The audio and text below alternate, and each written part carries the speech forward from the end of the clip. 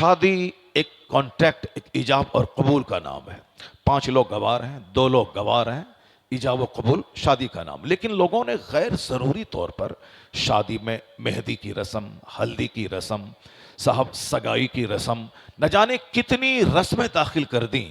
उन्होंने बैंड बजाया है तो मैं बजाऊंगा, उन्होंने डीजे बजाया है तो मैं बजाऊंगा, उन्होंने साहब 50 स्कॉर्पियो पे बारात वो लेके गया है तो मैं भी लेके जाऊंगा। एक साहब एक दीवानगी है लोगों में। हुजूर ने क्या कहा 1400 साल पहले? लोगों की अक्लें छीन ली जाएंगी, लोग बेवकूफ़ हो जाएंगे।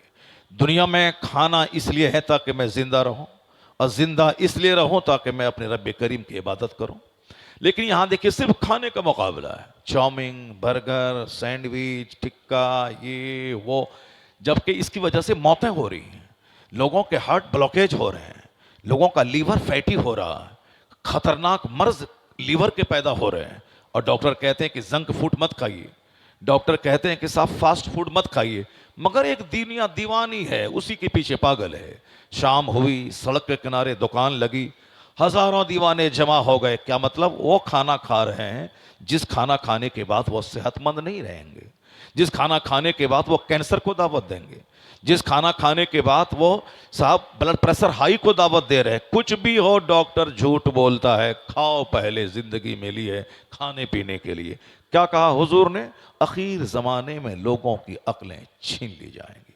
जो कुछ आज देख रहे हैं वो बहुत अच्छा नहीं हो रहा है, वो सब वही हो रहा है जो सरकार ने आखिरी जमाने की पहचान और अलामत अपने बयान की है। ज़िनाकारी आज बिल्कुल सस्ती हो गई। आदमी 10 रुपए में जिना कर रहा है, एक डब्बे मिठाई में जिना कर रहा है, लेकिन शादी में 1 करोड़ रुपए लगेंगे। जबकि हुजूर ने शादी को इतना सिंपल बनाया था कि सिर्फ 2 गवाह के सामने ईजाब कबूल हो जाए, भीड़ लगाने की जरूरत नहीं है। रात में निकाह तय हो, रात में ईजाब कबूल हो जाए, दिन में रिश्ता तय हो, दिन में ईजाब कबूल हो जाए, दिन में ईजाब कबूल हो जाए। सिर्फ 4 लोग, सिर्फ 2 लोग गवाह हैं, 4 लोग मौजूद रहें, निकाह हो, पुराने कपड़े में निकाह हो जाएगा, बगैर किसी बाराती को खाना खिलाए निकाह हो जाएगा। लेकिन अब देख लें साहब, जब तक कपड़ा खरीदने का पैसा ना हो निकाह नहीं होगा, जब तक साहब मेहंदी की रस्म के लिए कपड़े नहीं जाए तब तक साहब शादी नहीं होगी, जब तक लड़की को नौकरी नहीं मिले तब तक शादी नहीं होगी, जब तक लड़के को नौकरी नहीं मिले तब तक शादी नहीं होगी, लड़के को नौकरी मिलेगी तब शादी होगी। शादी की उम्र है 18 से 20 साल, अब शादी नौकरी मिलेगी उसको 38 साल में, शादी होगी 40 साल में, यानी अब वो बुढ़ापे के करीब शादी करने जा रहा है। इस 20 साल के अंदर में अगर लड़के से खता हो गई, लड़के का पांव फिसल गया, वो तवैफ के कोठे पे चला गया, तो बुखारी की हदीस में आया है कि जवान होने के बाद अगर निकाह में ताखीर हुई, उस ताखीरी निकाह की वजह से बच्चा बच्ची का पांव फिसल गया, माँ बाप उस जुर्म में शरीक समझे जाएंगे। ज़िना करे लड़की मुजरिम हो बाप, ज़िना करे लड़का मुजरिम हो बाप। जुर्म क्या है? शादी में लेट करने का। जुर्म क्या है? शादी में ताखीर करने का। इसी जुर्म की वजह से आप उस गुनाह में शरीक समझे जाएंगे। ये बताइए, मुझको 40-45 साल में जब शादी होगी, 50 साल के बाद तो बुढ़ापा आ जाता है। अब 5 साल ही वो बच्चा अब शादी के बाद अपनी बीवी के साथ रह पाएगा, जबकि जो आदमी 18 साल में शादी कर लिया, उसकी उम्र 45 साल पहुंचते पहुंचते उसका बेटा 25 साल का हो गया। अब उसकी बेटी साहब जवान हो गई, अब ये खुद जवान है, बेटा उसका पार्टनर बन गया। अब ये दोनों मिलकर के कमाएगा, दूसरों के मुकाबले में ज्यादा दौलतें कमाएगा, ज्यादा खुशहाल रहेगा। इसलिए कहा कि जल्दी से शादी कर ले ताकि तेरे बच्चे पार्टनर तेरे हो जाए, ताकि तेरी बेटी जवान रहे और तू भाग दौड़ करके उसकी शादी जल्दी से दिला दे। वरना शादी होगी 45 साल में, अब आप होंगे 60 साल के बिस्तर पे पड़े होंगे मौत के करीब, उस वक्त आपका बच्चा 20 साल का 18 साल का हो रहा होगा। लड़की होगी तो फिर एक शादी का टेंशन लेके दुनिया से आप जाएंगे, लड़का होगा तो उस लड़की की आवारगी, उसकी मुलाजमत न मिलने की वजह से आप परेशान होंगे। सारा काम दुनिया में उल्टा पुल्टा हो रहा है। मैं नमाज पढ़ रहा हूं रेलवे स्टेशन पे, कहते हैं कि साहब ये मस्जिद नहीं है, ये प्लेटफॉर्म है, आप यहां नमाज ना पढ़ें। उसी प्लेटफॉर्म पे एक लड़का एक लड़की के साथ कांधे पे हाथ रख के मस्तियां कर रहा है। कोई पुलिस वाला बोलने को तैयार नहीं है, कोई नहीं बोलता अरे साहब ये प्लेटफॉर्म है, ये तवाइफ का अड्डा नहीं है, ये प्लेटफॉर्म है, ये आपका अपना घर नहीं है। ये अगरचे आपकी बीवी है, मगर बीवी है तो आपके लिए आपका घर है, ये प्लेटफॉर्म है, यहाँ हजारों लोग सफर कर रहे हैं। मैं नमाज पढ़ूं तो कहते हैं कि साहब ये प्लेटफॉर्म है, मस्जिद नहीं है। अब वो जिना करे तो कोई बोलने वाला नहीं कि साहब ये प्लेटफॉर्म है, ये तवाइफ का अड्डा नहीं है। क्या कहा हुजूर ने? अक्लें छीन ली जाएंगी, अक्लें छीन ली जाएंगी। दुनिया हिंदुस्तान में जब नमाजी बढ़ेंगे तो क्राइम घटेगा, नमाजी बढ़ेंगे तो गुरूर घटेगा, नमाजी बढ़ेंगे तो हरामखोरी घटेगी, नमाजी बढ़ेंगे तो शराब नोशी घटेगी, नमाजी बढ़ेंगे तो जिनाकारी घटेगी। आज हर कदम कदम पे जिनाकारी है, कदम कदम पे शराब नोशी है, कदम कदम पे साहब बड़े बड़े घोटाले हैं। जो मंत्री कुर्सी पे बैठे हैं वो घोटाला कर रहे हैं साहब, जो बड़े बड़े ओहदों पे फाइज हैं, डीएम उसको घोटाले मुलविस है, एसपी वो घोटाले मुलविस है। हमारे पूर्णिया का एक डीएम, बहुत बुरी सजा उसको गवर्नमेंट ने दी साहब, तनख्वाह उसकी 2 लाख पे महीना है, करोड़ों रुपए गैर कानूनी ढंग से वो कमा रहे हैं। सिर्फ एक नहीं बल्कि हजारों ऑफिसर। तो मैं कहता हूं हुकूमत हिंद से साहब, आपके ऑफिसर गर्दन तक रिश्वत में धंसे हैं, उसके खिलाफ कोई आपके पास कोई कानून नहीं है, आपके नेता उसके खिलाफ नहीं बोल रहे हैं साहब, कोर्ट में जितना हो रहा है आप उसके खिलाफ कुछ नहीं बोल रहे हैं। आरपीएफ के जवान, रेलवे प्रोटेक्शन फोर्स, ये साहब एक सफर करती हुई लड़की के एसी कमरे में घुस करके उसके साथ दस्तदराजी कर रहा है साहब, उसके इज्जत के साथ खेल रहा है, आप कुछ नहीं बोल रहे हैं।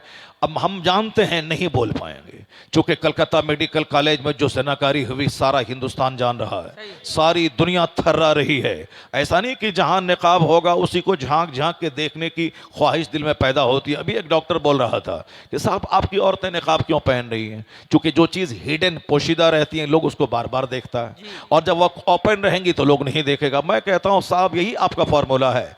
मैंने अपनी छोटी सी जिंदगी में हजारों तजर्बा मैंने किया है कि जहां लड़कियां ओपन घूम रही हैं, जो दुकानदार रोजाना हजारों लड़कियों को देखता, मैंने उसकी आंखों को देखा है। रोजाना हजारों लड़कियों को देखने के बावजूद भी हर आने वाली लड़की पे वह गहरी नजर डालता है, निगाहें गाड़ के देखता। ऐसा नहीं कि 2-4-10 दिन देखा जी भर के आप नहीं देखेगा, ऐसा थोड़ी होता है दुनिया में कि 5 दिन खा लिया था अब फिर खाने को अब जी नहीं कर रहा, अब नहीं खाएंगे। अब आज दिन भर पानी पी लिया तो अब 10 दिन तक पानी नहीं पिएंगे। नहीं नहीं, दुनिया खाने की ख्वाहिश है और जब तक आदमी जिंदा है तब तक खाएगा। पानी पीने की ख्वाहिश है, जब तक दुनिया में जिंदा रहेगा बंदा तब तक पानी पिएगा। जिस तरह पानी पीने की ख्वाहिश ज्यादा पानी पीने से खत्म नहीं होती, खाना खाने की ख्वाहिश हमेशा रहती है, खत्म नहीं होती, उसी तरह मर्दों के दिलों में औरतों की चाहत है, उसी तरह औरतों के दिल में मर्दों की चाहत है।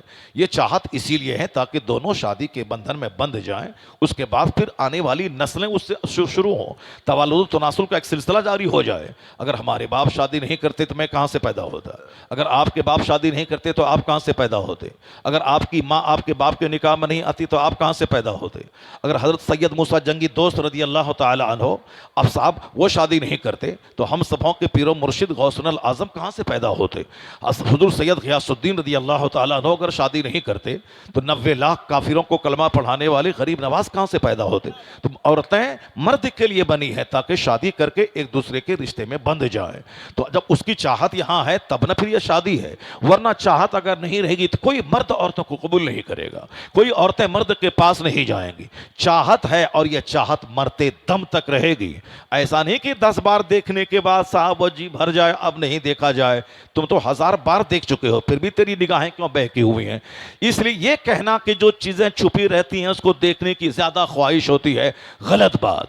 मेडिकल कॉलेज में रोजाना लड़कियां टी शर्ट पैंट पहन के पढ़ने आ रही हैं, लेकिन उसके बावजूद क्यों रेप हुआ, उसके बावजूद क्यों दर्दनाक कत्ल हुआ, उसके बावजूद क्यों वहां साहब तहखाने में रेप का रैकेट चलाया गया? इसका मतलब है कि नेचुरल सिस्टम से बगावत आप नहीं कर सकते हैं। यह हर मर्द के दिल में ख्वाहिश है औरतों की। तो अब एक खूबसूरत औरत घर से बाहर निकली, अब 10 दरिंदे चाहते हैं कि मैं इनके साथ शादी करूं।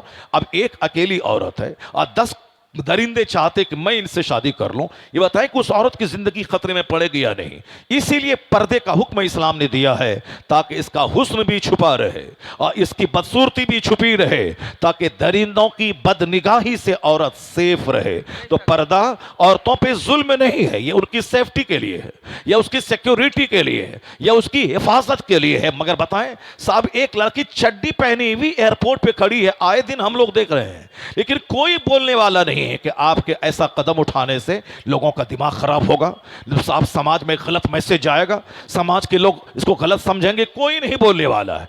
लेकिन एक औरत हिजाब पहन के आई है तो अब वो लोगों की आंखों में वो औरत खटक रही है, खटकेगी जरूर। क्यों? इसलिए कि आखिर जमाने में अक्सर लोगों की अक्लें छीन ली जाएंगी। इसलिए ये इसे अब तरक्की और डेवलपमेंट नहीं कहें कि डेवलपमेंट है साहब, चड्डी पे औरतें आ गई डेवलपमेंट है साहब, लोग शराब की बोतल लिए चल रहे हैं ये डेवलपमेंट है। अभी 4 दिन के बाद आप देखेंगे हिंदुस्तान के गोवा में समंदर के किनारे वो शराब की बोतलें होंगी साहब, नीम बरहाना मर्द औरतें सब सोए हुए होंगे। क्या 31st नाइट मना रहे हैं। आने वाला साल इस साल का आखिरी दिन है, अब आने वाला साल 1 जनवरी आ रहा, अब वो 31st नाइट मना रहे हैं। क्या कैसे मना रहे हैं? शराब पी के मना रहे हैं, जुआ खेल के मना रहे हैं, अब साहब अय्याशी करके मना रहे हैं। उसे क्या खबर के हो सकता है कि 25 का पहला दिन उसके लिए मौत का पैगाम लेके आ रहा हो। बहुत सारी कश्तियां डूब गई जिस कश्तियों पे अय्याशियां हो रही थी, बहुत सारे प्लेन क्रैश हो गए जिस पे शराब पी जा रही थी और बदकारी हो रही थी। दुनिया का खूबसूरत शहर पहाड़ पे जो आबाद है, काठमांडू नेपाल की राजधानी पहाड़ पे आबाद है। हम यहाँ गर्मी के ज़माने में जलते हैं और वहाँ लोग कंबल ओढ़ के सोते हैं। लेकिन होना ये चाहिए था कि जब अल्लाह ने नेमत दी है तो उस नेमत का शुक्र अदा करता बंदा, उस नेमत का शुक्र अदा करता। लेकिन हो क्या रहा है, उस सर्द जगह हिल स्टेशन पे बदकारियां हो रही हैं। समंदर के किनारे खुदा का कहरो जलाल याद करना चाहिए कि बंबई कैसे आबाद है समंदर के किनारे। अगर 10 हाथ पानी ऊपर हो गया तो सारा शहर समंदर की आगोश में समा जाएगा। अब वहां जाने के बाद लोगों को अल्लाह का डर पैदा होना चाहिए। या अल्लाह तू किस कदर कुदरत का मालिक है, किस कदर तू महान है कि बंबई जैसा शहर जहां हिंदुस्तान की आधी दौलत रहती है ये समंदर के किनारे आबाद है। समंदर के किनारे इतना खूबसूरत शहर आबाद है तो अब अल्लाह रब्बुल इज्जत को सजदा करना चाहिए, समंदर की चंचल मौजों को देखकर अल्लाह को सजदा करना चाहिए। लेकिन हो क्या रहा है, उसी समंदर के किनारे बदकारी हो रही है, सारा काम उल्टा पुल्टा हो रहा है। क्या मतलब? लोगों की अक्लें छीन ली गई हैं। हिल स्टेशन पे सजदा होना चाहिए कि नीचे बदन जल रहा है, यहां बर्फ गिर रही है तो सजदा करना चाहिए, लेकिन लोग उसी सजदा के बजाय वहां बदकारी कर रहे हैं। समंदर के किनारे समंदर के जलाल को देखकर, कहर को देखकर अल्लाह के जलाल को याद करके सजदा करना चाहिए। अब वहां से नाकारी हो रही है। कश्मीर के डल झील में आप जाके देखें, श्रीनगर खूबसूरत शहर है हिंदुस्तान का और बीच शहर के बीचों बीच है डल झील। इतनी बड़ी झील पूरे हिंदुस्तान में कहीं नहीं है। अगरचे उदयपुर झीलों का शहर है, सिटी ऑफ लेक्स है उदयपुर, लेकिन वहां की झीलें भी डल झील के मुकाबले में कुछ नहीं है। अब वह झील देखने के बाद आंखें ठंडी होती है, झील देखने के बाद कलेजा ठंडा होता है, झील देखने के बाद तबीयत बाग बाग हो जाती है। तो जो श्रीनगर के उस झील के आसपास के लोगों को झील जैसी नेमत देख करके उसकी वजह सारा शहर ठंडा रहेगा।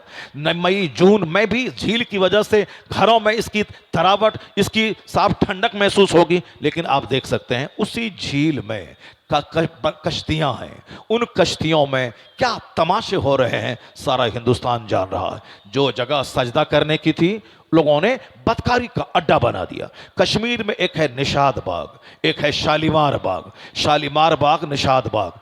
ये बहुत खूबसूरत गार्डन है। मैं जब वहां गया तो देखकर आश्चर्यचकित रह गया साहब, इतना खूबसूरत बाग। कश्मीर में गुलमर्ग है जहां लोगों ने अपने हाथ से पौधे नहीं लगाए हैं बल्कि कुदरती तौर पर ऐसे खूबसूरत पौधे लगे हुए हैं कि देखने के बाद तबीयत मस्त हो जाती है। इसीलिए कुछ लोगों ने कहते हुए उसको दुनिया की जन्नत कहा कश्मीर को। अब वो खूबसूरत शहर, वहां जाने के बाद फूलों की कतारें, सरों की लंबी कतारें और बिल्कुल तमाम हर तरह की फूलों की सजावट को देखने के बाद लोगों को मुसल्ला बिछा के सजदा करना चाहिए, कहना चाहिए इलाही जब दुनिया का ये शहर इतना खूबसूरत है और दुनिया का ये बाग इतना खूबसूरत है, इलाही जन्नत का बाग कितना खूबसूरत होगा, जन्नत का बाग कितना खूबसूरत होगा। तो गुलमर्ग देखकर जन्नत याद आनी चाहिए और जन्नत के याद आने के बाद मुसल्ला बिछा के जन्नत वाला काम करना चाहिए। लेकिन सारा काम उल्टा पुल्टा हो रहा है। उसी गुलमर्ग में बदकारियां हो रही हैं, उसी निशात बाग में बदकारियां हो रही हैं, उसी शालीमार बाग में बदकारियां हो रही हैं। कलकत्ता में विक्टोरिया पार्क जाके थे, कितना खूबसूरत महल बिल्कुल पूरे बाग के बीचों बीच बनाया गया, अंग्रेजों ने बनाया, बड़ा खूबसूरत महल है। लेकिन मैं सिर्फ जिंदगी में एक बार गया हूं, उसके बाद कई बार सैकड़ों बार आसपास से गुजरा हूं, अंदर जाने की हिम्मत नहीं होती। जो एक बार जाके मैंने वहां के मंजर को जब देखा, फिर वह दूसरी बार जाने की हिम्मत नहीं हुई। इस तरह जैसे कुत्ता कुतिया के साथ मिले हुए होते हैं, इसी तरह के घिनौने और गंदे मनाजिर को मैंने देखा।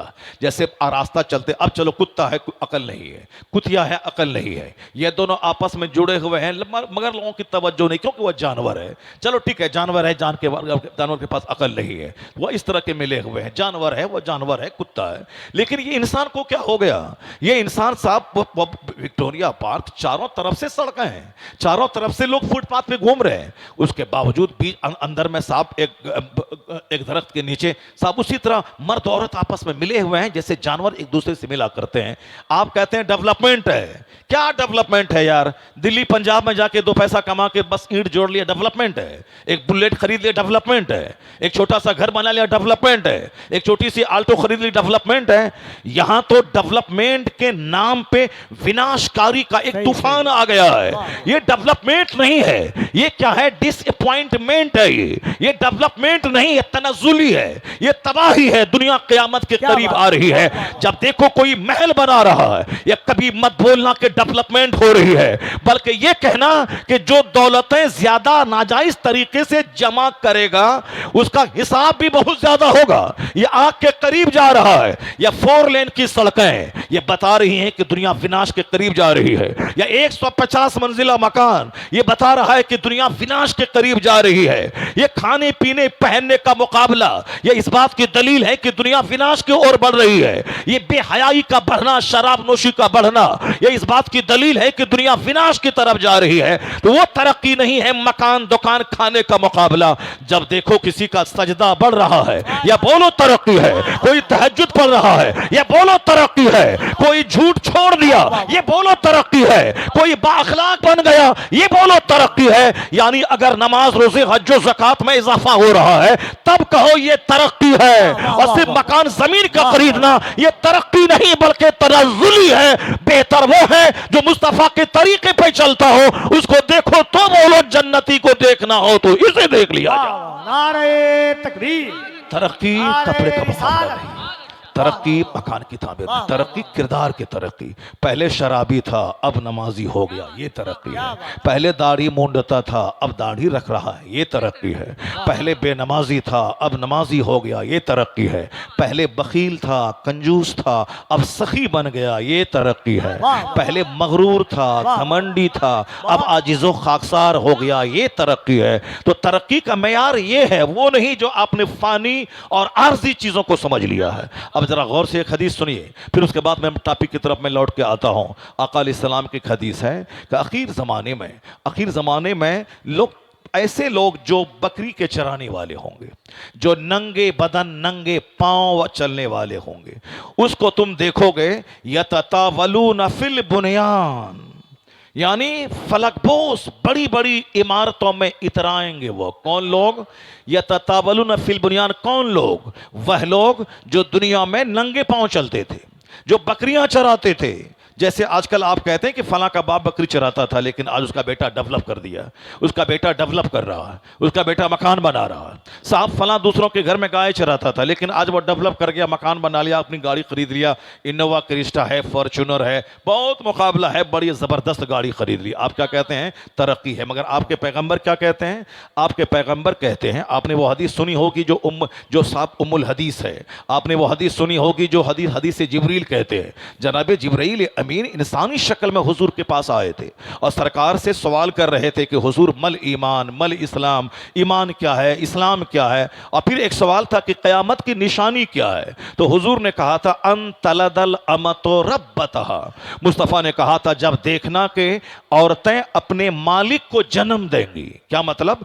बांदियां अपने मलका को जन्म देंगी। एक माना यह है कि नाफरमान औलाद कसरत से पैदा होगी, मर्द को औलाद औलाद को अपनी माँ का पाँव चूमना चाहिए, औलाद को अपनी माँ की पेशानी को बोसा देना चाहिए, औलाद को अपने बाप की पेशानी को चूमना चाहिए, क्योंकि माँ बाप के पाँव को चूमने से जन्नत की चौखट के चूमने का मजा मिलता है। माँ बाप को देखने से हज मबरूर का अजर मिलता है। एक दिन में 100 बार माँ बाप का चेहरा देखें, हज मकबूल का अजर मिलेगा। लोग 10 लाख रुपए खर्च करके गए, वहां सेल्फी लेके आ गए, फोटोग्राफी करके आ गए, समझ रहे उसका हज चौपट हो गया। वो वहां एक नेकी 1 लाख के बराबर है, तो एक गुनाह भी 1 लाख के बराबर है। वह लोग अपनी खैर मनाए जो उम्रा के लिए गए हैं, अब वहां से पोस्ट भेज रहे हैं, वहां से सेल्फी भेज रहे हैं, वहां से फेसबुक पे अपनी तस्वीरें शेयर कर रहे हैं। पता नहीं क्या दिमाग चौपट हो गया, उल्टा पुल्टा सारा काम हो रहा है। अब जबकि वो यही आके बोलते हैं, क्या बोलते हैं कि साहब अदब का हेस्त ज़ेरे आसमां अज़ अर्श नाजुक तर नफस गुम करदा मी आयत जने दो बायजीद ईजा। यानी हुजूर का दरबार वो मुक़द्दस दरबार है जहां 1,40,000 फरिश्ते रोजाना आते हैं सलाम पेश करने के लिए, और जो चले गए दोबारा नहीं आएंगे। अब फिर अदब के साथ हाजिरी देते हैं कौन? सैयदु ताइफा, जो औलिया सालिहीन के गिरोह के सरदार है जुनैद बगदादी। वह सांस रोक कर हाजिरी देते हैं ताकि सांस चलने की आवाज भी हुजूर के कान तक ना पहुंचे। ये अदब की जगह है जहां जुनैद जैसे बुजुर्ग, बायजीद बुस्तामी जैसे बुजुर्ग सांस रोक के हाजिरी देते हैं, और ये वहां से सेल्फी शेयर कर रहे हैं। इसलिए आज तो सरकार ताजुल शरिया की बड़ी याद आती है कि हुजूर कुछ दिन और आप बाहयात रह गए होते ताकि ये खुराफात खत्म हो गया होता। लेकिन आप चाहे पर्दा फरमा गए हैं, लेकिन आपके गुलाम हाजिर हैं। लोग माने या नहीं माने, मगर जो हराम है उसको बोला जाएगा। लोग माने या ना माने, जो गलत है उसको गलत कहा जाएगा। इसलिए आज भी बहुत सारे लोग मुंह देखी बातें करते हैं, दूसरों की मुंह देखी मुंह भराई का काम करते हैं, मगर जो मसलके आला हजरत का वफादार सिपाही है वह मुंह देख के बात नहीं करता है, वह शरीयत के चैप्टर को देख के बात करता है, वह कानून इस्लाम देख के बात करता है। मैं कहा था एक बार लखनऊ में, आज अगर कुछ मजलिसें बची हुई हैं, मैंने तो ऐसे पीर साहबान को देखा जिसके इर्द गिर्द इस कदर वीडियोस, इस कदर कैमरास लगे हुए हैं जैसे कोई बम्बई का एक्टर आ गया हो, और चारों तरफ से फोटोग्राफर उसकी फोटोग्राफी ले रहा हो। निकाह की महफिल में 5 लोग मौजूद हैं, फोटोग्राफर 50 की तादाद में मौजूद है, 50 की तादाद में मौजूद है। मस्जिदों में, मस्जिदों को भी लोगों ने नहीं छोड़ा, मस्जिदों को भी इन आले लहवो लईब से लोगों ने भर दिया, जलसो जुलूस को आले लहवो लईब से भर दिया। मैं कहना चाहता हूं, अभी अगर कहीं कुछ बोलने वाला है, आलिम के जिम्मे है पैगाम सुना देना। किसी की गर्दन में चादर डाल के मस्जिद घुसाना या न किसी नबी पे फर्ज था, न किसी नबी के गुलाम आलिम पे फर्ज है। अंबिया कराम भी सिर्फ अल्लाह का पैगाम सुना देते थे, बाकी उसी करोड़ों में से 2-4 लोग खींच के ईमान लाते थे, कलमा पढ़ते थे। और यही काम अंबिया के वारिसीन नाइबीन पर है कि आप अच्छे अंदाज में कुरान पढ़ के सुना दें, मुस्तफ़ा की हदीस पढ़ के सुना दें, लोगों को इस्लाम का कानून बता दें। बस इतना ही आपका काम है। वमा अलैना इल्लल बलाग, यानी हमारे ऊपर में सिर्फ पहुंचा देना, यही है। किसी की गर्दन पकड़ के, किसी का कैमरा तोड़ करके उसको कहना खबरदार ये हराम है, भागो यहां से, ये हम पर जरूरी नहीं है। हम पर सिर्फ इतना है कि बता देना है कि ये गलत है, बता देना है ये हराम है, बाकी इसके जिम्मेदार वो हैं। मैं कहूंगा नमाज पढ़ो, नमाज एक वक्त की छोड़ना हराम है। अब सामने वाला बंदा बोलेंगे अपनी पढ़ो, हम नहीं पढ़ेंगे, तुम क्या करेगा, तुम क्या करेगा, तो फिर हम तो कुछ नहीं कर सकते हैं। मैं कहूंगा साहब उम्रा क्यों शौक की उम्रा कर रहा है, हज क्यों नहीं करता है? हज फर्ज है, उम्रा फर्ज नहीं है।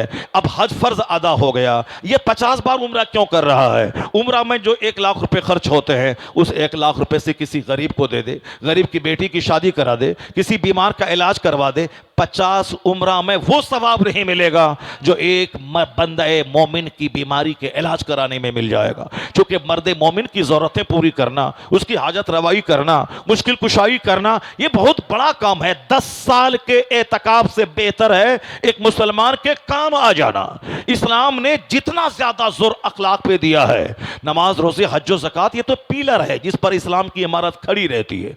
लेकिन इस्लाम का हुस्न अखलाक है, इस्लाम की ब्यूटी अखलाक तलाक है कि कैसे मुझे समाज में रहना है, कैसे मुझे अपनी बीवी से डील करना है, कैसे मुझे अपने बच्चों से सुलूक करना है, कैसे मुझे अपने पड़ोसियों से सुलूक करना है, बहैसियत बीवी, बहैसियत शौहर, बहैसियत औलाद, बहैसियत वालिदैन, बहैसियत पड़ोसी, बहैसियत रिश्तेदार कैसे जीना है, बहैसियत हाकिम कैसे जीना है, और बहैसियत महकूम कैसे जीना है। ये सारी बातें गाइडलाइंस हुजूर ने डिटेल्ड वे में खोल खोल कर बता दी है, साफ वाज़ेह तौर पर। यही वजह है कि हिंदुस्तान का एक हिंदू स्कॉलर वो मुस्तफा की सवाने का मुताला करने के बाद वो अपने ज़मीर के जज्बात को अल्फाज की शक्ल देते हुए कहा, all these magnificent roles in these departments of human activities he is alike के हीरो। वो कहते हैं कि दुनिया मोहम्मद अरबी को नहीं समझ पाई है। हुजूर ने जीवन के हर क्षेत्र में जो हमारी नेतृत्व की है, हमारी रहनुमाई की है, जो हमें मार्गदर्शन दिखलाया है, उसको देखने के बाद मैं कह सकता हूं इस रुए जमीन का एक लाजवाब इंसान, अब करी शख्सियत अगर कोई है तो मोहम्मद अरबी की जाते गिरामी है। यह डॉक्टर रामकृष्ण जो एक गैर मुस्लिम एक हिंदू ब्राह्मण है, उन्होंने कहा है बेशुमार लुच्चे लफंगे कम पढ़े लिखे लोग मेरे पैगंबर के खिलाफ बोलते हैं, उसकी बातों को उस बातों पे कान नहीं धरना, उनकी बातों को खातिर में नहीं लाना। पढ़े लिखे लोगों ने जो नबी की तारीफ कह दी, जो अपना दिल निकाल के रख दिया है, उसको बयान कीजिए, उसको लोगों के सामने बयान कीजिए, दरो दीवार में उसको लिख दीजिए। अगर एक रामगिरी जैसा खबीस नबी को गाली दे रहा है, यहां 500 ऐसे ब्राह्मण हैं जो मुस्तफा की तारीफ में किताबें लिख दी हैं, तो हम इन तारीफ करने वालों की सुने, उस सलक छाप आदमी की सुने। हम इन पढ़े लिखे आदमी की बात माने कि मंदिर में घंटी बजा के हमारे पैगंबर को गाली देकर 2 रोटी खाने वाले उस रजील की बात समाप्त करें। इसलिए एक कौम मुस्लिम निगेटिव पहलू से हटकर पॉजिटिवली आप सोचा करें। हर पागल दीवाने की बात का जवाब नहीं होता, हर पागल दीवाने वैशी की बात का जवाब नहीं है। रास्ता चलते कोई रमेश अगर मेरे पैगंबर को गाली देता है, अब हम सारी एनर्जी निचोड़ दें उस पे? नहीं नहीं, पागल समझ के उसको छोड़ देना। एक पागल की बात थी, पागल हवाओं में सदाए पासगश समझ करके छोड़ देना है। अपना काम कर। जब पता चले कि लोग मेरे सरकार के खिलाफ बोल रहे हैं, मेरे महबूब के खिलाफ बोल रहे हैं, तो फौरी आप दुरूद का विर्द बढ़ा दें, आप जिक्र मुस्तफा बढ़ा दें, अजमत मुस्तफा का बयान करना बढ़ा दें, सरकार दो जहां का चर्चा आम कर दें, अपने बाल बच्चों की गुट्ठी में मुस्तफा की मोहब्बत पिला दें, अपनी मस्जिदों की फसील से मुस्तफा पे दुरूद व सलाम को बढ़ा दें। वह 5 गाली देगा, 50,000 मस्जिदों से जब मुस्तफा पे दुरूद व सलाम की सदाएं बुलंद होंगी, इन खबीसों की आवाजें दब जाएंगी। हर तरफ वही शोर होगा जो सरकार आला हजरत ने आज से 70 साल पहले कहा था। सरकार, कौन आपका नाम घटा पाएगा? अर्श पे ताजा छेड़छाड़, फर्श पे तुरफा धूमधाम, कान जिधर लगाए तेरी ही दास्तान है, कान जिधर लगाए तेरी ही दास्तान है। तो एक मर्द मोमिन की हैसियत से जब पता चले किसी खबीस ने भी को गाली दी है, रोजाना 1000 बार दुरूद पढ़ना वजीफा बना लीजिए। जब पता चला किसी ने हमारे पैगंबर की तौहीन की है, अपने बाल बच्चों को चाहे तो फिजिक्स केमिस्ट्री बायोलॉजी कुछ भी पढ़े, उन पर लाजिम करार दे दें कि रोजाना आधा घंटा आका अलैहिस्सलाम की जिंदगी का मुताला करना है, हयात तैयबा का मुताला करना है, और बता देना है कि सरकार दो जहां का नाम घटने वाला नहीं है। और फिर हर आने वाला दिन मुस्तफा के नाम का इतना चर्चा दुनिया में होता जाएगा कि नहीं सुना आपने? एक खबीस मरदूद ने कहा था आका अलैहिस्सलाम के बेटे का इंतकाल हो गया, बेटे का इंतकाल हो गया, तो कुछ कुफारो मुशरिकीन ने क्या कहना शुरू किया, अब इनकी आखिरी औलाद, इनका बेटा इंतकाल कर गया, अब इनका नाम लेने वाला कोई नहीं रह जाएगा। क्या कहा उन्होंने? इनका नाम लेने वाला कोई नहीं रह जाएगा। जब तक ये मोहम्मद अरबी हैं तब तक 2 4 10 50 मानने वालों की भीड़ जमा है। लेकिन अब चूंकि हर बाप के मिशन को लेके आगे औलाद बढ़ती है, इनके पास बेटा ही नहीं रहा, तो अब इनके मिशन को लेके आगे कौन बढ़ेगा? कौन इनके मिशन को लेके आगे बढ़ेगा? कहा कि मोहम्मद अरबी अबतर हो गए, यानी इनकी नस्ल कट गई, इनका बेटा मर गया, अब कोई इनका चर्चा करने वाला नहीं रहेगा। क्या कहा? ये अबतर हो गए, इनकी नस्ल कट गई, इनका बेटा था जो बेटा अपने बाप के मिशन को लेके आगे बढ़ता, बेटा ही नहीं रहा, तो अब इनका नाम लेने वाला कोई नहीं रह जाएगा। सरकार दो जहां अलैहिस्सलाम के कान तक जब यह बात पहुंची तो आका अलैहिस्सलाम मायूस हो गए। और हुजूर का यही अब तुर्रे इम्तियाज यही रहा, सरकार की आदत हसना यही रही कि जो भी हुजूर को गाली देता, हुजूर अपनी तरफ से कोई सफाई पेश नहीं करते थे। सरकार दो जहां की जो भी तौहीन करता तो आका खुद नहीं कहते थे। हाँ, अल्लाह की तौहीन अगर कोई करता था तो सरकार दो जहां का तेवर खजरनाक हो जाता था। वह उसकी बात का जवाब देते थे। लेकिन बस यही बात यहां भी है, अल्लाह की जात पे हमला कोई करता, सरकार दो जहां का हमला खतरनाक हो जाता, आपके बयान का तेवर खतरनाक हो जाता। लेकिन जब हुजूर की शान में कोई गुस्ताखी करता था तो फिर फरमाने इलाही का तेवर गजबनाक हो जाता था। अल्लाह रब्बुल इज्जत की आयतें नाजिल होती थी अपने महबूब के डिफेंस में, महबूब के दिफा में, महबूब की शान और अजमत बयान करने के लिए। क्या कहा काफिरों ने, जबकि हुजूर का अखलाक इतना बुलंद था। सरकार ने नबूवत का ऐलान तो 40 साल की उम्र में किया है, लेकिन 40 साल के पहले जो 40 साल की एक लंबी जिंदगी गुजरी है, वह लंबी जिंदगी ऐसी गुजरी है कि हुजूर का बचपन ऐसा लाजवाब था कि सरकार आम तौर पर आम बच्चों की तरह कभी खेल तमाशे में अपने दिल नहीं लगाया। बचपन बिल्कुल उम्दा था, बचपन बिल्कुल अदब से बिल्कुल ममलू था। फरमाते हैं कि हुजूर ने कि 2 बार मेरे दिल में खेल की ख्वाहिश पैदा हुई और हमारे बचपन के साथियों ने कहा कि चलो एक बाजार में कहानी की एक महफिल सजी है, जरा जाके देख ले। आका फरमाते हैं कि मैं चला, रास्ते में एक जगह इतनी गहरी नींद मुझको आ गई कि मैं सो गया। और जब मैं सो गया उस वक्त जगा जब सूरज की धूप मेरे जिस्म पे पड़ने लगी, गर्मी महसूस हुई, तब मैं उठा। क्या मतलब, हुजूर अपने बचपन के साथियों के कहने के मुताबिक, बचपन में आपकी उम्र 5 साल 6 साल 7 साल है, उस वक्त में आप एक बार गए, मगर अल्लाह रब्बुल इज्जत ने गवारा नहीं किया कि मेरा महबूब ये दुनियावी महफिलों में शरीक हो जो 40 साल की उम्र के बाद नबूवत का ऐलान करने वाले हैं। उनका बचपन भी किसी तरह खेल तमाशे से भरा हो, अल्लाह को गवारा नहीं हुआ, इसीलिए जबरदस्त नींद मुसल्लत कर दी, रास्ते ही में सो गए। जब धूप निकली, जब बदन को गर्मी लगी, उठे, फिर आप चले गए। फिर एक बार और ऐसा हुआ, उस बार भी ऐसा, इतनी जबरदस्त नींद आई कि आप सो गए। फिर तीसरी बार कभी भी आपके दिल में किसी महफिल, दुनियावी महफिल में जाने की ख्वाहिश नहीं पैदा हुई। हमेशा दूसरों को अदब से मिलना, दूसरों को सामान दे देना, अपने चचा की मदद करना, पड़ोसियों के काम आ जाना, पड़ोसियों के सौदा सलब को बाजार से खरीद के लाके दे देना, यह सारा का मामूल रहा। जवान होने के बावजूद भी जवानी इतनी बेदाग आपकी रही कि आका अलैहिस्सलाम जवानी में, जबकि उस अरब मक्का में पैदा हुए जहां लोग सौतेली माताओं से दुर्व्यवहार करते थे, जहां पड़ोस की बीवियों के साथ गलत सलूक करते थे, जहां शराब और ज़िना नाम की चीजें आम थी, मगर उस समाज में हुजूर ने आंख खोली, शराब की एक बूंद का कोई दाग आपके मुनम्बर जिस्म पे नहीं है, जिनाकारी का कोई भी मनहूस कीड़ा, चोर दरवाजे से, बदनिगाही की शक्ल में भी कहीं से भी सरकार जिंदगी में दाखिल नहीं हुआ। आका अलैहिस्सलाम हर तरह से बेदाग रहे, यहां तक कि लोग आपको कहते थे ये अमीन है, सादिकुल वाद है, सरकार को लोग ट्रस्ट वर्दी कहते थे। हुजूर का बचपन, हुजूर की जवानी बिल्कुल बेदाग थी। सरकार बाजार जाते थे, अगर पड़ोस का कोई आदमी बाहर चला गया, उनकी बकरी का दूहने वाला कोई नहीं है, आका अलैहिस्सलाम उनकी बकरियां दूह देते थे। अगर कोई बाहर चला गया, उनके घर का सौदा सलफ लाने वाला कोई नहीं है, तो आका बाजार जाने से पहले अपने पड़ोस में लोगों से कहते थे किसी को कोई हाजत तो नहीं है, सरकार जाते बाजार से उनकी सब्जियां लाके देते। इस तरह से हुजूर का बचपन, हुजूर की जवानी सब बिल्कुल मैचलेस, इनकंपेरेबल। यहां तक कि सरकार दो जहां अलैहिस्सलाम ने नबूवत का जब ऐलान फरमाया, उसके बाद भी आपने हुस्न सुलूक नहीं छोड़ा। लोग गालियां दे रहे हैं, आप उसका जवाब नहीं दे रहे हैं, लोग तरह तरह की बातें कर रहे हैं, आप जवाब नहीं दे रहे। कभी पंचायती नहीं की हुजूर ने कि तुम मेरी राह में कांटे क्यों बिछाते हो, तुम मेरी गर्दन में चादर क्यों डालते हो, तुम हमारी पीठ पर ऊंट की ओझड़ी क्यों डाल रहे हो, तुम हमें लहू लहान क्यों कर रहे हो। कभी हुजूर ने, चूंकि हुजूर का पैदाइशी वतन मक्का था, आपके खानदान के लोग वहां मौजूद थे, आप खानदान कुरैश में आपका खानदान सबसे लाजवाब, आपके माँ बाप की छवि सबसे लाजवाब, अल्लाह ने हर एतबार से लाजवाब महबूब को बनाया। पूरी दुनिया में सबसे लाजवाब खित्ता अरब का है, अल्लाह ने महबूब के लिए अरब को चुना। अरब में सबसे ज्यादा लाजवाब खित्ता वह उम्मुल कुरा मक्के का है, अल्लाह ने अपने महबूब के मक्का को चुना। पूरे मक्के में जितने कबीले आबाद हैं, सब में लाजवाब कबीला कुरैश है। हुजूर ने, अल्लाह ने अपने महबूब के लिए खानदान कुरैश को चुना। कुरैश में जितने भी ब्रांचें, जितनी भी शाखें हैं, सारी शाखों में अब्दुल मुत्तलिब की शाख सबसे लाजवाब, बहादुरी में, शुजाअत में, सखावत में, अल्लाह ने अपने महबूब के लिए दादा की सूरत में अब्दुल मुत्तलिब को चुना।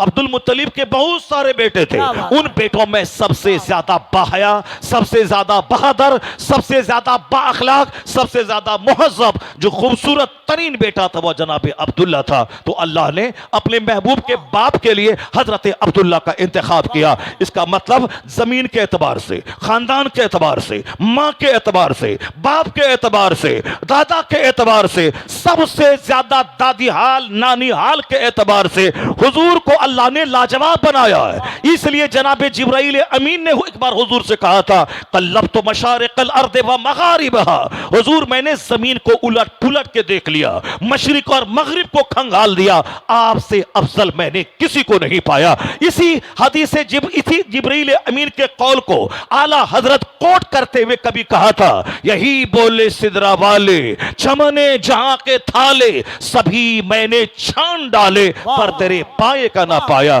तुझे यक न यक बनाया, तुझे हमद है खुदाया। सरकार का हुस्न ऐसा लाजवाब था। हजरत अनस 10 साल तक मुस्तफा के पास रहे। वो क्या बयान करते, वमा मसस्तु दीबाजतन और हरीरन अलियाना मिन कफ रसूलिल्लाह। हम लोगों ने मुस्तफा को नहीं देखा है, हम लोगों ने हदीस में मुस्तफा का हुलिया पढ़ा है, सरकार दो जहां के चेहरे अक़दस को मैंने पढ़ा है। लेकिन जिसने हुजूर को देखा है उनका स्टेटमेंट देखिए, जनाब अनस 10 साल तक सरकार दो जहां को देखा। अब 10 साल तक रहते रहते जो सरकार दो जहां का चेहरा देखा, आपकी हथेली मुबारक को छुआ, आपको देखा, वो क्या कहते हैं, हुजूर का चेहरा इतना, हुजूर की हथेली इतनी नर्म थी, मैंने कोई रेशम, कोई दिबाज हुजूर की हथेली से ज्यादा नर्म नहीं पाया। वो जनाब अनस कहते हैं, मैंने कोई मुश्क, कोई कस्तूरी मुस्तफा से ज्यादा खुशबूदार मैंने नहीं पाया। और जनाब अनस कहते हैं, मैं 10 साल हुजूर की खिदमत में रहा, मगर मेरे सरकार ने 10 साल के लंबे पीरियड में लफ्ज़े उफ तक मुझको नबी नहीं कहा। जबकि एक गुलाम को हम लोग एक दिन में 50 बार गाली देते हैं, 50 बार माँ की डेकी करते हैं, तुम्हारा बाप ऐसा, तुम्हारी माँ ऐसी, तुम्हारा खानदान ऐसा। जो हमारा नौकर है जिसको हम तनख्वाह देते हैं, तो उसको हम 50 बार गालियां दे के तोड़ देते हैं उसको, ये हमारा अखलाक है। मगर जनाब अनस क्या कहते हैं, मैं 10 साल तक मुस्तफ़ा की खिदमत में रहा। और इसी चैप्टर को देखकर अमेरिका यूरोप के दानिश्वर दम बखुद रहते हैं कि ये कैसा इंसान है कि एक दिन में आदमी 50 गाली अपने नौकर को देता है, लेकिन यह 10 साल का एक तवील अरसा गुजर गया और एक बार भी लफ्ज़ उफ तक नहीं कहा। How loftiness is the morality of the holy prophet. वो कहते हैं, he once lived in the holy service of the prophet for 10 years but he did not tell even word उफ।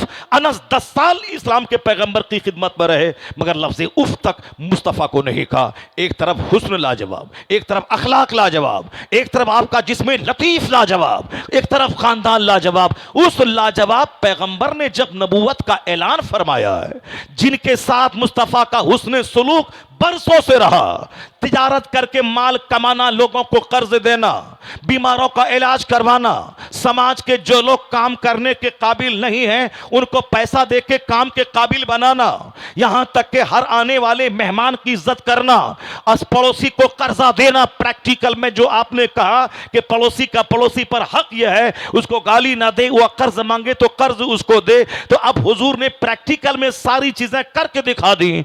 जिसने इतना बड़ा अखलाक का मुजाहिरा किया, उनके बेटे का इंतकाल हुआ, मगर कुछ खबीसों ने क्या कहा, इनकी नस्ल कट गई, अब इनका नाम लेने वाला कोई नहीं रहेगा दुनिया में। क्या कहा, किन के साथ, अखलाक की सबसे ऊंची चूटी पे जो फाइज है उसके आगे कोई अखलाक की चूटी ही नहीं है। हुजूर फरमाते हैं, बोइस्तो ले उतम्मिमा मकारिमल अखलाक, I have been sent to complete morality. मैं अखलाक को पाए तकमील तक पहुंचाने के लिए मैं पैदा हुआ हूं। अखलाक क्या है, सैयदा आयशा कहती हैं, काना खुलुकुल कुरान, मुस्तफा का अखलाक कुरान है। यानी इधर कुरान पढ़ें थ्योरी में, अब प्रैक्टिकल में कुरान पाक को देखें, मुस्तफा की जिंदगी देख लें। सरकार दो जहां का अखलाक इतना बुलंद था कि जो आपको पत्थरों से लहू लहान कर दिया, आपने उसके साथ भी हुस्न सुलूक को नहीं छोड़ा। लेकिन इन लोगों ने क्या सुलूक किया, हुजूर का बेटा इंतकाल किया तो क्या बोला कि अब इनकी नस्ल कट गई, कोई इनका नाम लेने वाला नहीं रह जाएगा। ये बदला दिया लोगों ने, इनकी नस्ल कट गई, ये अबतर हो गए, इनकी नस्ल कट गई, इनका चर्चा ना होगा। तो अब अल्लाह रब्बुल इज्जत ने अपने महबूब की उदासी को देखते हुए जनाब जिब्राइल अमीन को भेजा, जाओ मेरे हबीब उदास है, उसकी मायूसी दूर कर दे। कि एक बेटा का इंतकाल हुआ तो क्या हुआ, इन्ना आतैना कल कौसर फसल्ली ले रब्बिका वनहर इन्ना शानिअका हुवल अबतर। यानी जो सूरत देखने में सबसे छोटी है, 3 आयतों पर मुश्तमल, ये आयत है कुरान की, ये कलाम है खुदा का, मगर यह तारीफ है मोहम्मद मुस्तफ़ा की। सरकार की अजमत इस तरह बयान कर रही है आयत करीमा कि इन्ना आतैना कल कौसर। अल्लाह ने कहा, ए हबीब आप गमगीन क्यों है, आप मायूस क्यों है? इन लोगों ने कहा कि आपकी नस्ल कट गई, आप अबतर हो गए, आपका नाम लेने वाला अब कोई नहीं रह जाएगा। हमने आपको खैर कसीर अता फरमाया, ऐसा खैर जो कभी खत्म न होने वाला है, ऐसी भलाई जिसका सिलसिला हमेशा दराज होता रहेगा। हर आने वाला वक्त आपके लिए बेहतर से बेहतरीन आता चला जाएगा। मैंने खैर कसीर कौसर आपको अता फरमाया। बस आपका काम है इस्लाम की तबलीग करते रहिए, नमाज पढ़ते रहिए, कुर्बानी करते रहिए। आप कभी इनकी बदगोई से आप रंजीदा ना हो। जहां तक सवाल रहा आपकी औलाद के मर जाने का और इनका कहना कि इनका नाम नहीं लिया जाएगा, इनकी नस्लें कट जाएंगी, तो सुन लीजिए, इन्ना शानिअका हुवल अबतर, जो आपका दुश्मन है इसकी नस्ल कट जाएगी, इनकी नस्ल कट गई। और आपको मैंने वो खैर कसीर अता किया है कि एक आपका बेटा मरा है, आने वाले वक्त में कई हजार करोड़ आपके रूहानी बेटे होंगे जो आपका नाम लेंगे, जो आपका कलमा पढ़ेंगे, आपकी खरमा रूहानी औलाद होगी। तो एक बेटा क्या मरा, अल्लाह ने आज हिंदुस्तान में 40 करोड़ मुस्तफा का वो गुलाम दिया है जिसके नाम के साथ लफ्ज़ मोहम्मद जुड़ा हुआ है। अब पूरी दुनिया में 200 करोड़ ऐसे मुसलमान हैं जिसके नाम के साथ लफ्ज़ मोहम्मद जुड़ा हुआ है। पता यह चला कि हर आने वाला वक्त मुस्तफा की अजमत का चर्चा होता जा रहा है, उनकी रूहानी नस्लें बढ़ती चली जा रही है।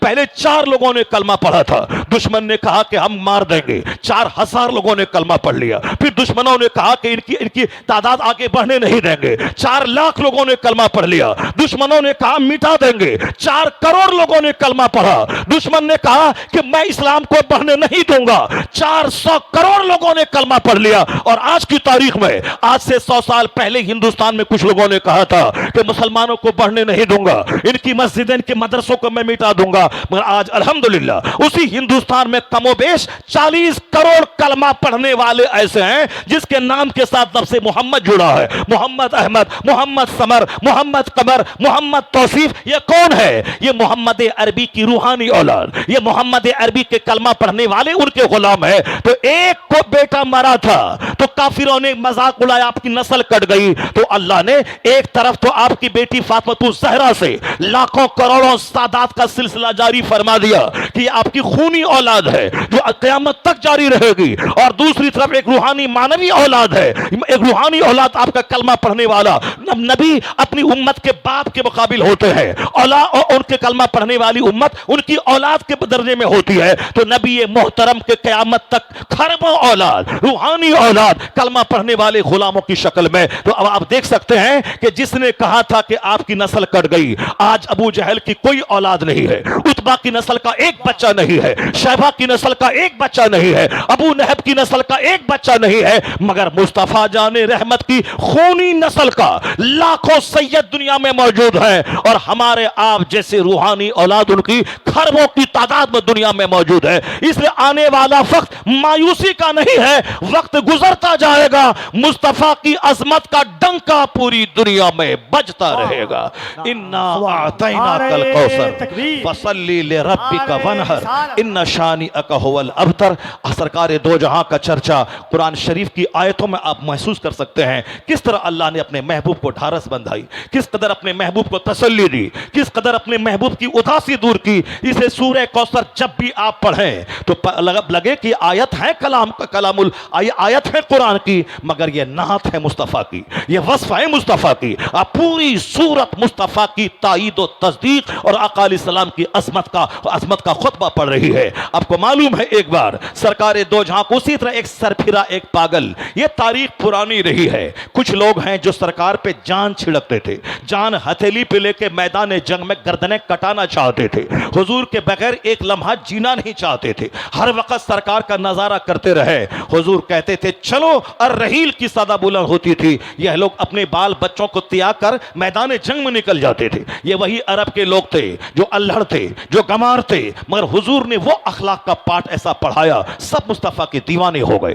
पूरा अरब अंदर से बाहर से बदल गया। तो सरकार दो जहां अलैहिस्सलाम की एक तरफ तारीफ करने वाली एक जबरदस्त टीम मौजूद है, वहीं एक खबीस था जो सरकार दो जहां को एक बार मजनू कह दिया था। सरकार दो जहां को कल भी मजनू कहा था, और आज भी कोई खबीस सरकार दो जहां को गाहे बगाहे आका अलैहिस्सलाम की शान घटाता हुआ कोई खबीस नजर आ रहा है, उससे दिल बर्दाश्ता होने की कोई जरूरत नहीं है। पूरा कुरान मुस्तफा की तारीफ में भरा हुआ है। आला हजरत कहते हैं, ए रजा खुद साहिब कुरान है मद्दाह हुजूर, फिर तुझसे कब मुमकिन है मिदहत रसूलुल्लाह की। खबीस वलीद इब्ने मुगीरा ने हुजूर को मजनू कहा। सरकार दो जहां ने नहीं कहा कि मरदूद मैं मजनू नहीं हूं, तुमने ऐसा क्यों कहा? नहीं नहीं, हुजूर ने कभी अपने ताल्लुक से कभी पंचायती ही नहीं की। आपकी राहों में कांटे बिछाए गए, कोई पंचायती नहीं।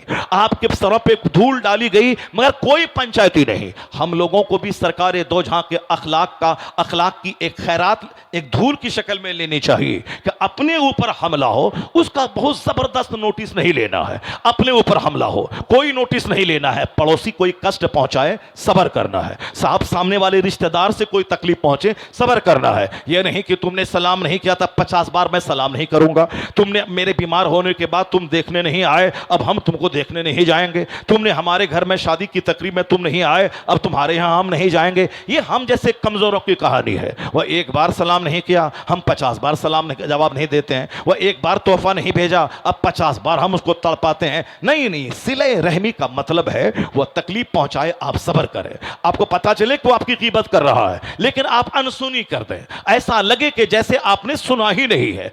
बेशुमार मसले का हल अनसुनी कर देने में है। ऐसा नहीं कि टोह लगाएं दीवार में कान लगा के सुने वो अपने घर में क्या बोल रहा है। नहीं, अगर आप रास्ता चलते सुन भी लिया कि फला अपने घर में बाल बच्चों के बीच में मेरे खिलाफ कोई चर्चा कर रहा है, आप इस तरह से गुजर जाएं जैसे लगे कि आपने कुछ सुना ही नहीं है। बिल्कुल कान बंद कर लें, वरना किस किस से आप लड़ेंगे। अखलाक का तकाजा यही है, लड़ाई के खत्म करने का तकाजा यही है। रिश्तेदारियों को दूरियों को घटाने का अच्छा तरीका यही है। आज लोग गिरा बांध के रख रहे हैं, 100 साल की दुश्मनी, 50 साल की दुश्मनी, दादा की दुश्मनी पोता निकाल रहा है। यह काम तो अरब के जाहिल करते थे कि 100 साल पहले किसी के परदादा से किसी कबीले से दुश्मनी थी तो उसका परपोता उस दुश्मनी का बदला लेता था। नहीं, यह हमारे परदादा का दुश्मन था, अब हम इसको जीने नहीं देंगे। यहां इलिटरेसी, इग्नोरेंस का माहौल है, वहां ऐसा होता है। लेकिन आका फरमाते हैं अब इस्लाम आ गया है। हुजूर कहते हैं सिल मन कतक, जो तुमसे जुदाई इख्तियार करें तुम उससे जुड़ने की कोशिश करो, जो तुमको नहीं दे तुम उसको देने की कोशिश करो, जो तुमको सलाम नहीं करे तुम उनको सलाम करो। नफ्स तो बोलता है कि मैं बड़ा हूं या छोटा है सलाम नहीं करो। नफ्स तो कहता है कि मैं शौहर हूं या बीवी है मैं सलाम नहीं करो। नफ्स तो कहता है कि मैं अमीर हूं या गरीब है मैं सलाम ना करो। नफ्स की मानेंगे तो शैतान बन जाएंगे।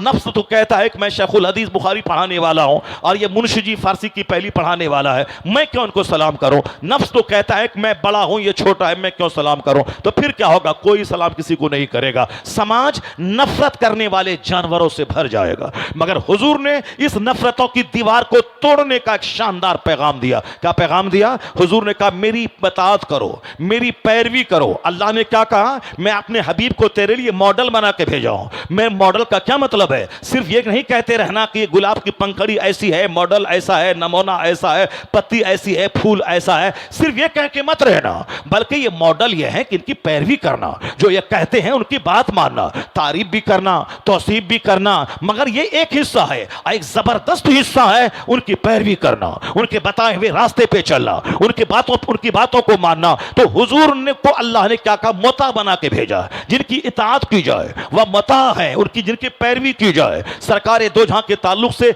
दर्जनों आयतों में है, पैरवी करो इनकी। वमन युति रसूल फकत अता अल्लाह, जिसने अल्लाह के रसूल की अताअत की उसने अल्लाह की इताअत की। क्या मतलब, जिसने अल्लाह के रसूल की माना उसने अल्लाह की माना। अल्लाह की रसूल पाक की मानना का मतलब अल्लाह की बात मानना, तो अल्लाह के रसूल की बात मानने का मतलब यही है। हुजूर क्या कहते हैं? आका फरमाते हैं सिल मन कताक, जो तुझसे जुड़े कटना चाहे तुम उससे जुड़ने की कोशिश करो।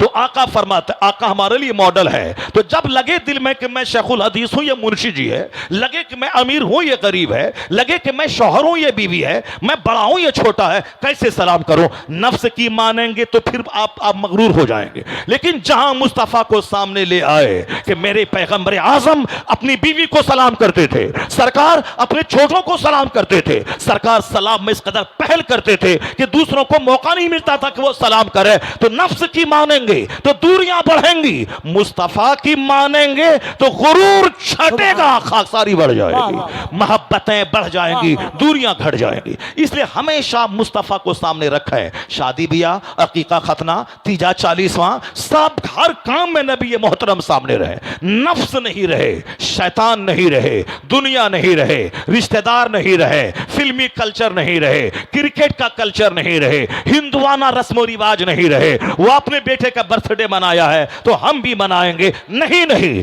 मुंह समाज को नहीं देखना है, मुंह नहीं देखना है। वो अपने बच्चे के बर्थडे पार्टी में कव्वाली मनाया है तो हम भी कव्वाल को बोला कि कव्वाली करवाएंगे। वो अपने बच्चे की पैदाइश पे किसी मीरासी, किसी पमरिया, किसी हिजड़ी की डांस करवाया है तो हम भी करवाएंगे। समाज को देखेंगे रुस्वा हो जाएंगे, समाज को देखेंगे जलील हो जाएंगे, फिल्म कल्चर को देखेंगे रुस्वा हो जाएंगे। मुस्तफा पे नजर रहे और अपना सारा काम हुजूर के फरमान की रोशनी में हो। जन्नत तो वहां मिलेगी, यहां राहते कल्ब मिलेगी, इत्मीनान कल्ब मिलेगा, यहां मोहब्बतें मिलेंगी, अदावतें घटेंगी, यहां फरहत भरी जिंदगी मिलेगी।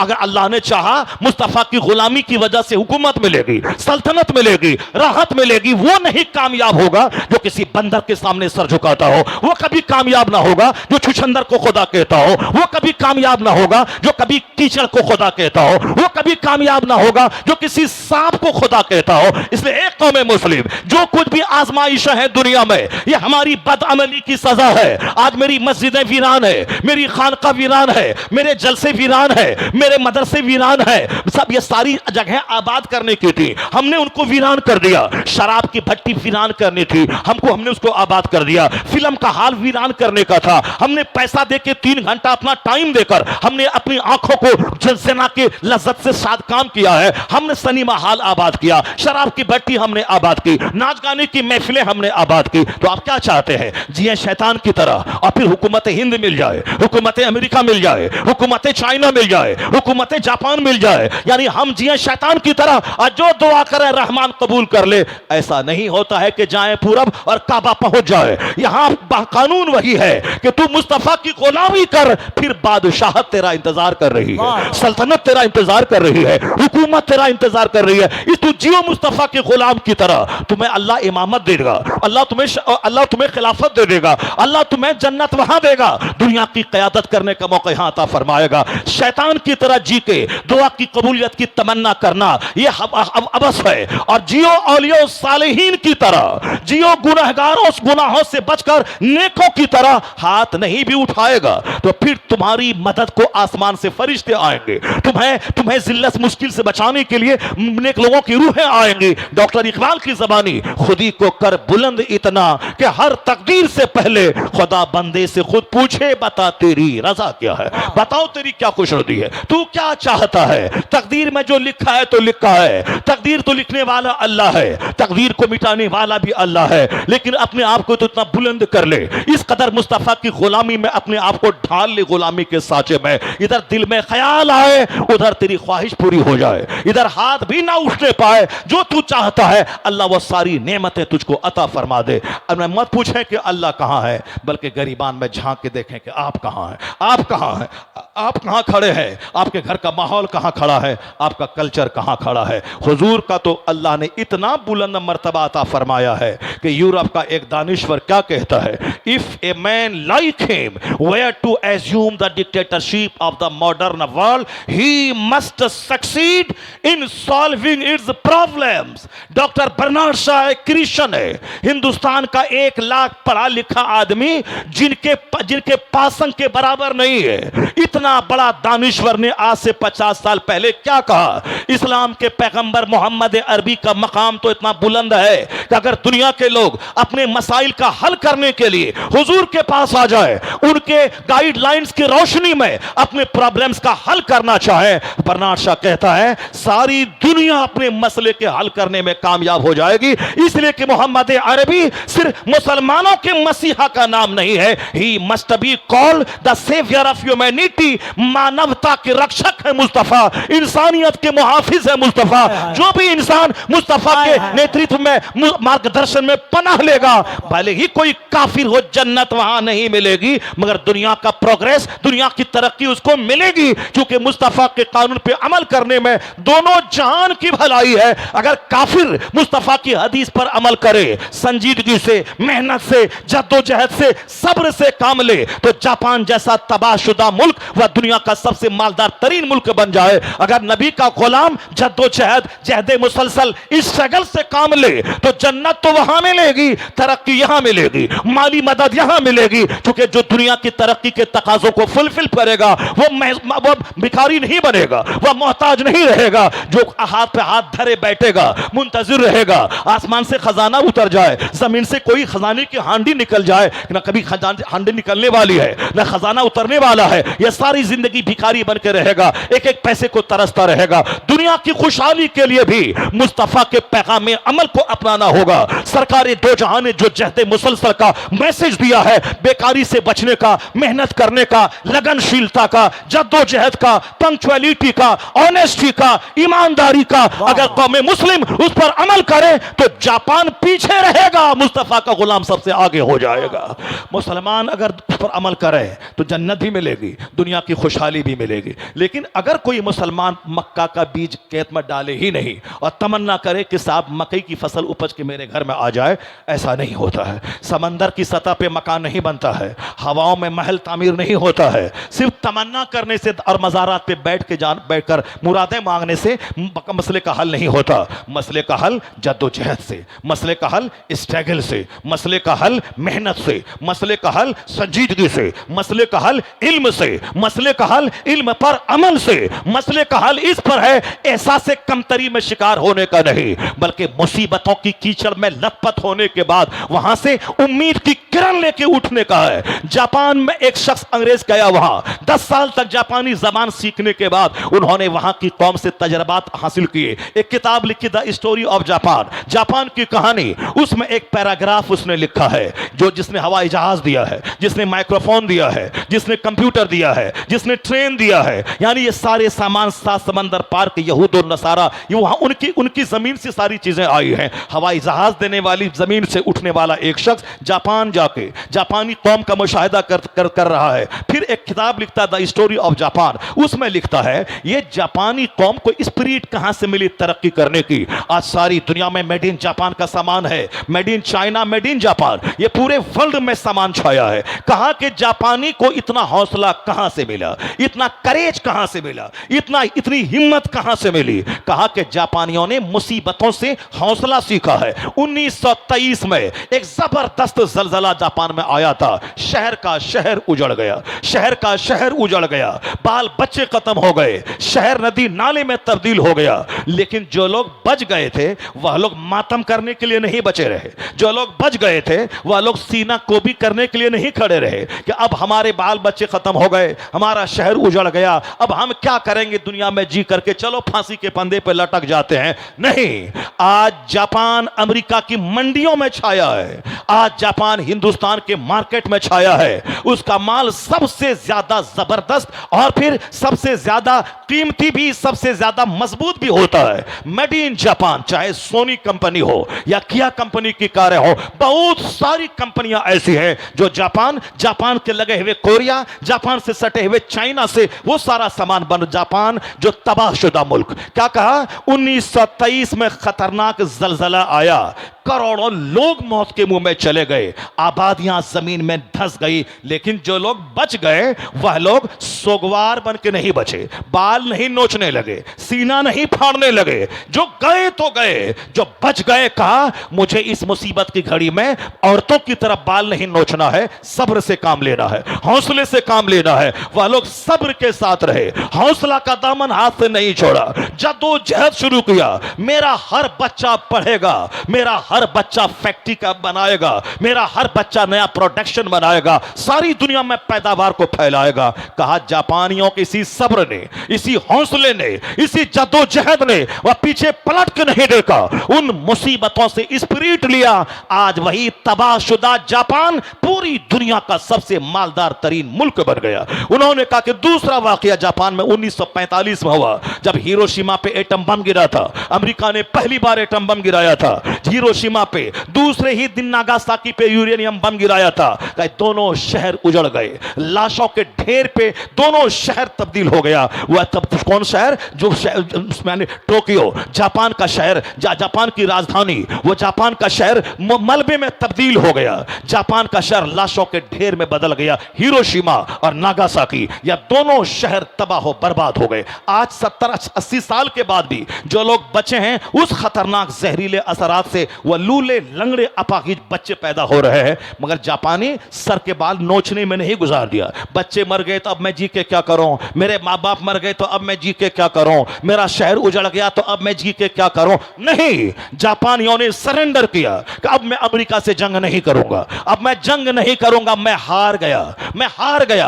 अब उन्होंने सारी एनर्जी, सारी ताकत उन्होंने पढ़ने में, लिखने में, सामान बनाने में, फैक्ट्री में लगा दी। आज दुनिया का सबसे खूबसूरत शहर, सौड़ी सड़कें, फलकपोश इमारतें, जबरदस्त फैक्ट्रियां, मजबूत सामान का प्रोडक्शन, सब में अव्वल नंबर पे जापान है। अब दुनिया के लोग वहां से सबक लेते हैं कि मुसीबतों में हौसला खोना नहीं चाहिए, मुसीबतों में नर्वस होना नहीं चाहिए। जापानी कौन से लोग सीख ले। एक हिंदुस्तानी मुसलमान, अगर आज मस्जिदें टूट गई तो क्या हुआ, मदरसे उजड़ गए तो क्या हुआ, अगर तुम्हारे इख्तियारात छीने जा रहे हैं तो क्या हुआ, तुम सब्र से काम लेना।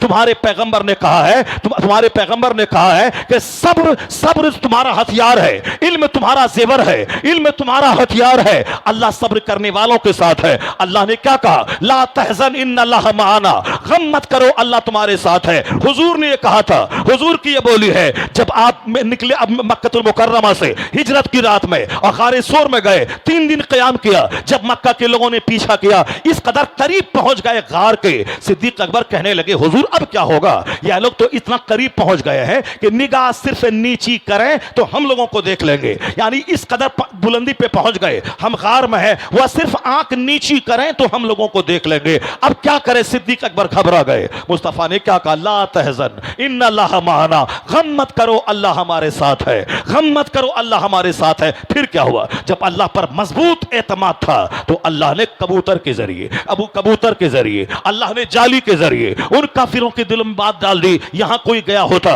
या मकड़ी की जाली ना होती, कबूतर का अंडा ना होता, वह लोग वापस हो गए। अल्लाह पर मजबूत एतमाद बंदे को मुश्किलों से निकलने का रास्ता दे देता है, बंदों को मुश्किलों से निकलने का रास्ता देता है। इस संकट की घड़ी में न औरत की तरह सीना नोचना है, न सर के बाल नोचना है, न साहब काफिरों के रंग में रंग जाना है, न फिल्में देखना है, न अपने बाल बच्चों को डॉक्टर इंजीनियर बनाने के नशे में काफिर बना देना है। नहीं, इस संकट की घड़ी में मजबूती से अल्लाह पर यकीन रखना है, मुस्तफा की सुन्नतों की पैरवी करनी है, अपने बाल बच्चों की घुट्टी में मुस्तफा का इश्क पिला देना है। फिर कहना है तुम्हारे पास जितनी तलवार है तू चला, तू बम गिरा, तेरा बम थक जाएगा मगर मेरे इश्क की दीवार टूट नहीं पाएगी। तुमने अगर इस्लाम मिटाने की ठान लिया है, अब हमने भी इस्लाम बचाने की ठान लिया है, अब हमने भी इस्लाम बचाने की ठान लिया है। ये वक्त नाचने का नहीं है, ये वक्त गाने का नहीं है, ये वक्त 1 करोड़ की शादी का नहीं है, ये वक्त हौसले का है, ये वक्त स्ट्रगल का है, ये वक्त जद्दोजहद का है, ये वक्त मुस्तफ़ा की सुन्नतों की पैरवी का है, ये वक्त मस्जिदों के आबाद करने का है, ये वक्त अजान की आवाज़ सुनने के बाद सोने का नहीं है, ये वक्त जागने का है। मुसीबतें तोड़ने नहीं आती हैं, मुसीबतें जगाने आती हैं, मुसीबतें हौसला देने आती हैं। तो मौजूदा मुसीबत को इन्फेरिटी कम्प्लेक्स का शिकार मत हो जाइए, मौजूदा मुसीबत को जागने का एक जरिया। जापानी कौम इस्लाम का मुताला करके सब्र से आज तरक्की करी है। हमारे मज़हब में तो हर हर कदम कदम पे सब्र है, बहादुरी है, शुजाअत है, सखावत है, इल्म है, अमल है, कनात है, तवक्कुल है, बेनियाजी है, मेहनत है, जज्बे शहादत है। ये सारी बातें हमारे यहाँ सारी क्वालिटी मौजूद हैं। अगर सरकार दो जहाँ की सच्ची मोहब्बत, सरकार दो जहाँ की तालीमात पे अमल हो, ये मुसीबतें भी ख़त्म हो जाएंगी। आंधी हमेशा रहती है क्या? तूफ़ान हमेशा रहता है क्या? न ये आंधी रहेगी, न यह तूफ़ान रहेगा, न ये मुसीबत रहेगी, कुछ नहीं रहेगा। मगर क्या रहेगा? कोई गुल बाकी रहेगा, नए चमन रह जाएगा, पर रसूलुल्लाह का दीने हसन रह जाएगा। अल्लाह तबारक व तआला हमको, आपको, सबों को अपने पैगंबर से सच्ची ग़ुलामी का सबूत देने की तौफ़ीक़ अता फ़रमाए। सरकार दो जहां की सुन्नतों पर अमल करते हुए अपनी ज़िंदगी में एक नई बहार लाने की तौफ़ीक़ अता फ़रमाए। आमीन व आखिर दावाना अनिल हम्दुलिल्लाह।